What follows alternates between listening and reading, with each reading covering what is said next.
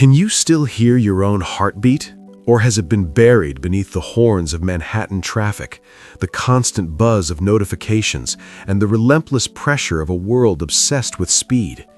We live in an age that worships acceleration. If you don't succeed before 25, you're told you're late. If your business doesn't make its first million within a couple of years, people call you outdated. Society celebrates the rabbits, the ones who sprint ahead, the overnight millionaires, the viral stars who rise fast and vanish just as quickly. But if you pause long enough to look beyond the headlines, beyond the highlight reels and success stories, you'll start to notice the wreckage left behind. Fallen startups, burned out founders, shattered fortunes. And slowly, as the listener emerges the truth, speed without a foundation is often the shortest road to collapse. This story isn't for the lucky few who strike gold overnight. It's for the ones still walking while everyone else is running. It's for the people who feel left behind, the ones bleeding quietly on the scorching asphalt of life while the world rushes past. It's for those who dare to move slowly when everything around them demands haste. And above all, it's for a man named Arthur Vance, who spent his life proving that sometimes the last person to cross the finish line is the one who ends up owning the entire race.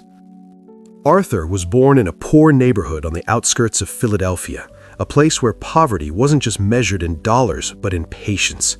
His father was a shoemaker with rough hands and eyes trained by years of careful, meticulous work. From an early age, Arthur moved differently from the other children. While they ran and shouted through the streets, he stood still, watching the smallest details, an ant carrying food across the sidewalk, the careful rhythm of his father's needle stitching leather. He wasn't lazy, he simply moved at a pace the world didn't understand. The other kids gave him a nickname that stuck like glue, Slow Art. The moment that left the deepest mark on him came when he was 10. During a school relay race, Arthur was the last runner for his team. Everything depended on him. But when the baton reached his hand, his slower reflexes cost them the victory. The laughter, the shoves, the disappointment from his teammates lingered long after the race ended. That night, he sat beside his father and asked quietly, "Why can't I be as fast as them?" His father didn't answer immediately. Instead, he handed Arthur a piece of rough leather and said, "You can cut this quickly and ruin it in a second, or you can take your time shaping it and it will last 100 years. This country has plenty of fast people. What it's losing is the people who endure." Those words settled deep inside Arthur, becoming a quiet compass for the years ahead. Still, knowing the lesson didn't make the journey easier. At university, where he studied infrastructure engineering, Arthur struggled to keep up. He wasn't the smartest student in the room. He had to reread textbooks, redraw blueprints, and relearn formulas again and again. While his classmates went to parties, Arthur worked on construction sites in the freezing winter, learning how buildings stood against storms and time. He came to understand that the tallest structures spent most of their existence unseen, buried deep underground, holding everything together. In the year 2000, Arthur founded his first company, Vance Foundation, just as the world was falling in love with the internet. It was the golden age of speed. Teenagers were becoming millionaires with simple websites. Investors were throwing money at everything that moved quickly.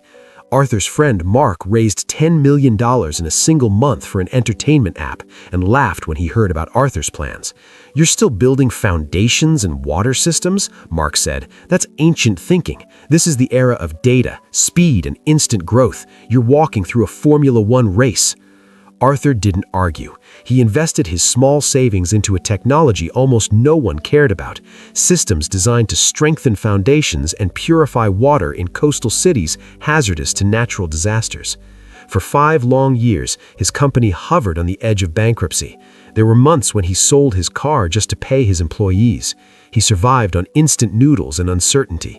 Eventually, the strain became too much for his wife, who left him with a letter explaining that she needed a man who could reach the future quickly, not someone inching forward in the fog. Those were Arthur's darkest nights.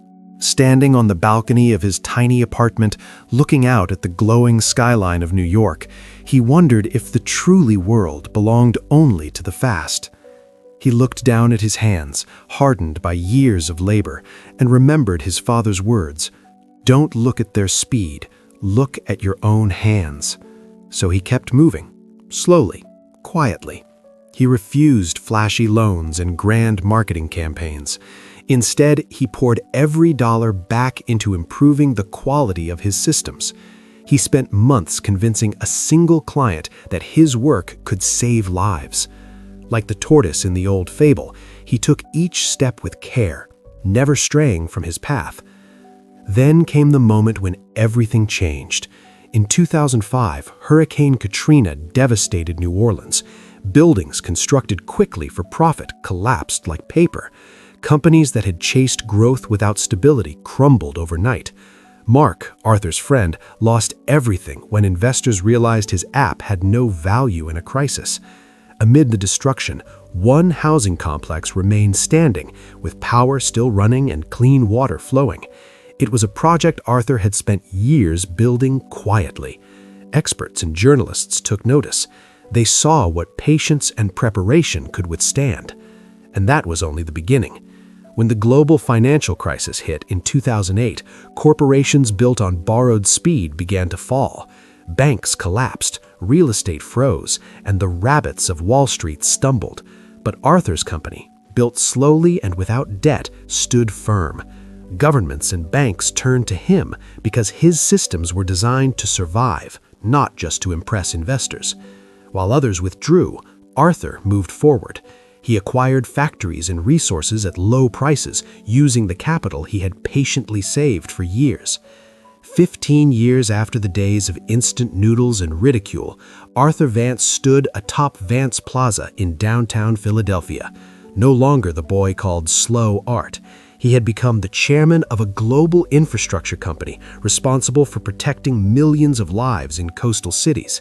Yet his success wasn't defined only by wealth. It was defined by peace. He married an engineer who understood the value of careful work. He raised children who were taught that speed is a choice, but perseverance is a character. At the inauguration of New York's largest seawall system, Arthur stood before thousands and spoke not about profits or technology, but about patience. He reminded them that what comes quickly often disappears just as fast, and that true success is built layer by layer, step by step. He told them that if they ever felt behind, they should remember that time becomes an ally to those who refuse to stop. Beneath the stage, young listeners fell silent, realizing they had spent too long chasing illusions. They saw in Arthur something rare, the quiet authority of someone who had conquered time itself. In his later years, Arthur often sat in his garden watching small turtles move across the grass. He saw in them a reflection of his own life. The strongest things in nature grow slowly: ancient trees, coral reefs, lasting civilizations. His story became more than a tale of business success. It became a philosophy. In a world obsessed with speed, the true winner is the one who keeps moving at a steady rhythm, undisturbed by noise or comparison. Step by step, task by task, even exhausted, even wounded, the persistent one continues forward. Life is not a 100-meter sprint. It is a marathon that lasts a lifetime. And in that marathon, persistence is a form of genius. It is a quiet kind of magic. So, you are wherever on your track right now. Don't look at the lane beside you. Look ahead. Breathe. Keep moving. Because in the end, the sweetest victories rarely belong to the fastest. They belong to those who refuse to stop.